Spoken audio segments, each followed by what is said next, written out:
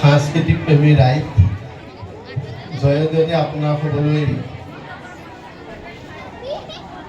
আদৰ্শ ভাৰত বিদ্যালয়ৰ ফালৰ পৰা অভিনন্দন জনাইছোঁ।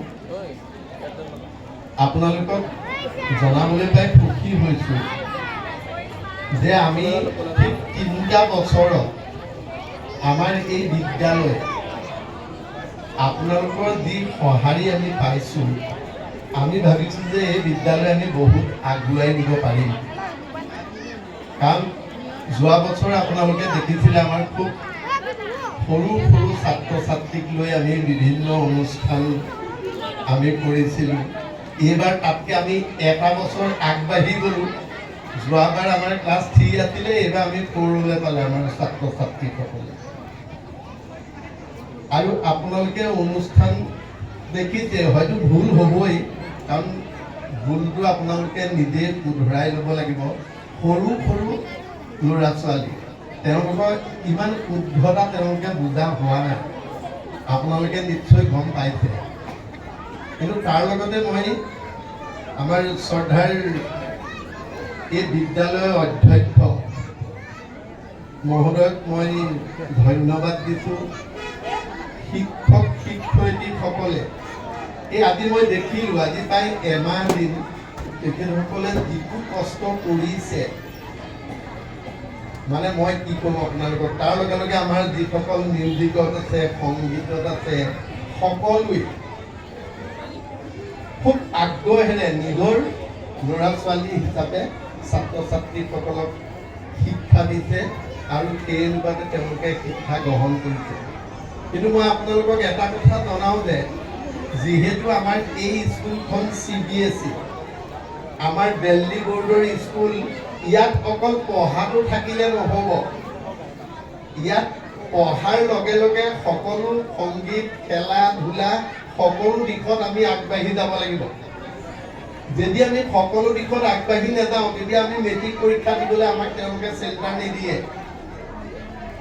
কাৰণ মই দিল্লী পাব্লিক স্কুল নুমলীগড়তো কৰিছিলোঁ, তাত আমাৰ 9জন মিউজিক টিচাৰ আছিলে, সংগীতৰ শিক্ষক।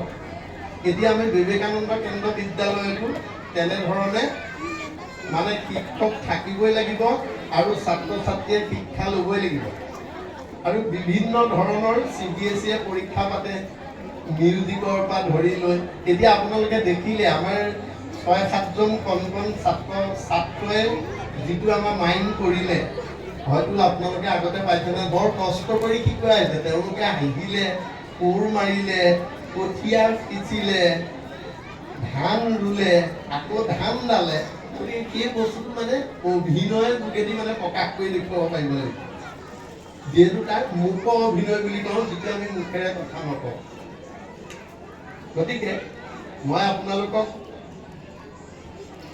জনাইছোঁ যে এই অনুষ্ঠানটি আমি যিমান পাৰোঁ আমি আগুৱাই নিব লাগিব। কাৰণ আমাৰ এই হয়তো দেৰগাঁৱৰ পৰা গোলাঘাটলৈ এই জেগাখনত আমাৰ CBSE স্কুল নাই। এতিয়া বহুত ল'ৰা ছোৱালী ইয়াৰ পৰা DPSলৈ যায়, ইয়াৰ পৰা বিবেকানন্দলৈ যায়, ইয়াৰ পৰা যোৰহাটলৈ যায়।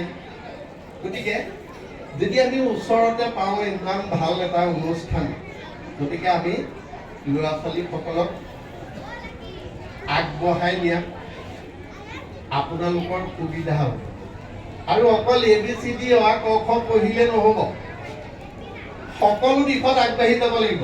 আপোনাৰ চুইমিঙৰ থাকিব লাগিব ব্যৱস্থা, আপোনাৰ বিভিন্ন মিউজিকৰ থাকিব লাগিব, বিভিন্ন খেলৰ থাকিব লাগিব, টেবুল টেনিছ, লং টেনিছ, ফুটবল, ভলীবল, সকলো দিশ চাই পেলাইহে আমাক দিল্লী বোৰ্ডে আমাক চেণ্টাৰ দিব যে হয় স্কুলখন সকলো দিশত আছে, গতিকে আমি তেখেতসকলক আমি চেণ্টাৰ দিব পাৰিম।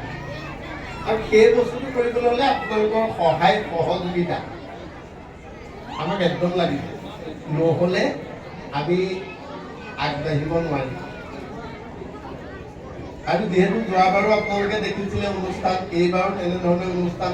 আৰু মই এইবাৰ ভাবিছোঁ যে যোৱাবাৰ এটা আমি নৃত্য কৰিলোঁ, এইবাৰ আমি এটা এই দশৱতাৰ নৃত্য যিটো হ'ল, এই দশৱতাৰ নৃত্য আমাৰ দিল্লী পাব্লিক স্কুল নুমলীগড়ৰ আমাৰ অল ইণ্ডিয়া DPS কম্পিটিশ্যন হৈছিলে দিল্লী নয়ডা।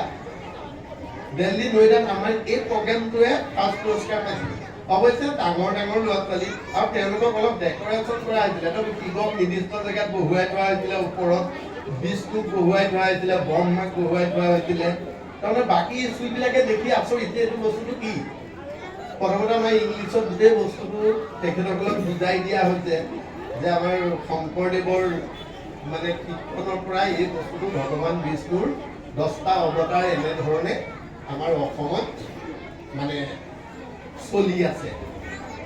আৰু সেই গুৰু দুজনা গুৰুৰ যি কীৰ্তন ঘোষা আৰু নাম ঘোষাই আমাৰ অসমত বিভিন্ন অনুষ্ঠান প্ৰতিষ্ঠানত তাকে তেওঁলোকক বিশেষ বস্তুটো বুজাই দিয়া হৈছিলে আৰু তেওঁলোকে ইমান ভাল পাইছিলে, মই কি ক'ম আপোনালোকক। কিন্তু আজি আপোনালোকে কি পাইছে নাজানো, কিন্তু মই শিকাইছোঁ ইমান সৰু সৰু ল'ৰা ছোৱালী।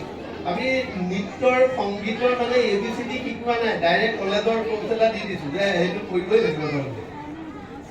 আমি ABCD শিকাবলৈ পোৱাই নাই তেওঁলোকক। তথাপিতো আপোনালোকে কি পাইছে নাজানো, মই খুব ভাল পাইছোঁ যে আমাৰ ছাত্ৰ ছাত্ৰীসকলে ইমান আগ্ৰহেৰে ইমান কষ্ট কৰি যে তেওঁলোকে যে শিক্ষা লৈছে, গতিকে তাৰ কাৰণে আমি গৌৰৱান্বিত।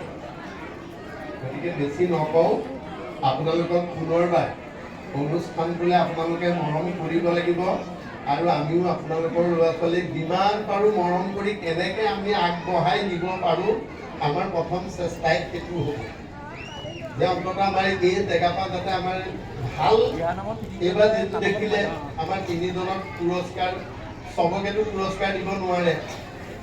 আমি পৰ্যায়ক্ৰমে আমাৰ অধ্যক্ষ মহোদয়ে কৈছে আপোনালোকক, আমি পৰ্যায়ক্ৰমে আগবাঢ়ি গৈ থাকিম, যিহেতু আমাৰ স্কুলখন সৰু হৈ আছে। গতিকে আপোনালোকৰ মৰম চেনেহ সঁচাকৈ বৰ আনন্দিত হৈছোঁ। গতিকে ভৱিষ্যতলৈও যাতে, আৰু মই নেক্সট ইয়েৰ মই ভাবিছোঁ যে আপোনালোকক এটা বেলেগ বস্তু দেখুৱাম, ৰামৰ হৰধনু ভংগ কেনেকৈ কৰে মই সেইটো দেখুৱাম আপোনালোকক। মই মনতে ভাবিহে থৈছোঁ দেই। আৰু এতিয়া আমাৰ এজন দাদাই মোক ক'লে যে আপোনাক চিনাকি হৈ পেলাই যে আমাৰ 3দিনীয়া পালনাম, গতিকে এই অনুষ্ঠানৰ এই প্ৰগ্ৰেমটো দশৱতাৰ প্ৰগ্ৰেমটো আমাক আপোনালোকে দিব লাগিব। মই বোলো মইতো দিব নোৱাৰোঁ, আপুনি অধ্যক্ষ মহোদয় আৰু টিচাৰসকলৰ লগত কথা পাতিব। আমি যাম, আমি যিমান পাৰোঁ আমি যাবলৈ সাজু হৈ আছোঁ।